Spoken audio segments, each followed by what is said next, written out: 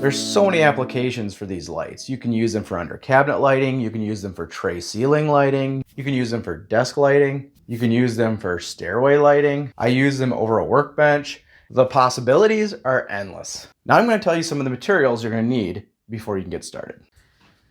Once you've decided if you want to go with a 6, 12, or 24 volt system, one of the first things I always buy is a good quality power supply. For this demonstration, I'm going to be using a 12 volt system with a 12 volt power supply, which is also 5 amp.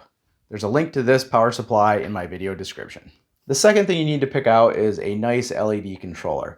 I like this one and I use it all over my house, and I'll put a link to this one in the description. But this one's cool because it's Zigbee and it can also control white and colored light strips. Next, be sure you got some high quality LED wire. If you're going to do a longer run, make sure you get a bigger gauge wire. Next, you should select some high quality LED light strip. For this project, I'm just using a white light strip, but you could also use these same techniques for a colored light strip. This is also a high density LED light strip, which is cool because it puts out a ton of light. But also, if you put this behind a diffuser, you can barely see the individual LED lights. I'll put a link to this light strip in my video description. When the project calls for it, sometimes I'll also use one of these aluminum channels with a diffuser. I only use these when the light source itself is going to be visible. And to connect the LED light strips to wire, I recommend a nice soldering iron with a point, some solder with flux, and some heat shrink. This soldering iron also comes with a hot air gun, so you can shrink the heat shrink with it. Now that we've got all of our supplies, we need to measure and cut the LED light strip and the wire to length. One of my favorite things about the LED light strips is how easy it is to cut it to length. You can see there's a little pair of scissors here at all of the cut points. Another nice thing about this high density light strip is that because there's so many LED lights on the strip itself, you get a lot more cut points too.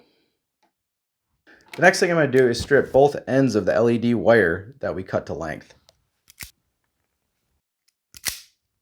You only need just a tiny bit stripped back like that for the end that connects to the LED light strip. Any more than that is going to be too much.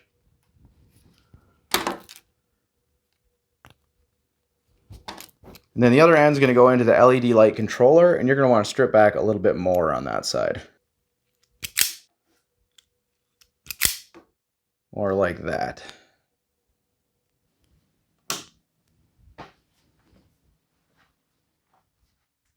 Now that our soldering iron is up to temperature, I like to give the wires a little bit of a twist on the ends. And then just a little bit of solder.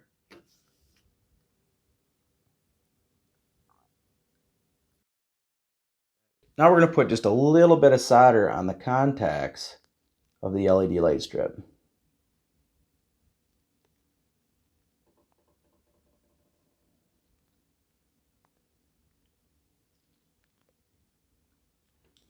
That right there is perfect. I like to find a piece of heat shrink that is just a little bit bigger than the light strip itself. Just like that, and then I cut off about that much. So go ahead and slip the heat shrink over the end of the wire where you strip just a little bit back. And in this case, I'm using blue and white wire. You might have red and white or some other color. Just make sure you take note of which color is positive and which color is negative. In this case, I'm using blue as positive. Careful not to touch the LED lights themselves.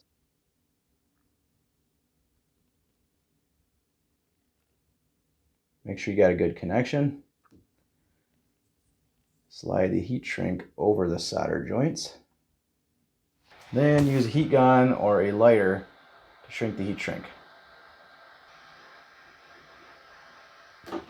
Now that is a nice, clean, reliable connection. Now we're going to move over to our LED light controller and take the other end of the wires and put the positive into the positive. And hook the negative into the negative. And obviously if you have blue, green, and red, you would also hook those wires up now. This power supply and controller is nice because it actually has a little jack for the power supply. So you just plug that in. I always like to plug in my LED light strip and make sure it's functioning properly before I get started and actually install it. There's a good chance for you to test your controller and make sure it's working properly. You can check all the LEDs and make sure you don't have any that are burned out. As you can see, this LED light strip is extremely bright and it'll be perfect for what we're about to do. Now, using the self-adhesive backing, install the light strip. If you're having any issues with adhesion, it may be necessary to add a little hot glue so the light strip stays in place. I think you will find that with higher quality light strips, you will also get higher quality adhesive and it will not be an issue. This light mounting strategy is called indirect because the light is facing away from your eyes. This is a good solution because it doesn't require expensive diffusers. Crown molding is perfect for indirect lighting. Now run your LED wire to the location of the LED controller. Once you have the LED light strip installed and your wire ran, connect the LED wire to the LED controller. Hook up your power supply and test. If you're happy with the results, then you're done. If not, make adjustments as necessary. As always, thank you for watching my video, guys. I really appreciate it. If you like this video, you'd be crazy not to check out one of these other awesome videos over here. And while you're at it, go ahead and smash that like button, subscribe, and drop me a comment as well. See you in the next video.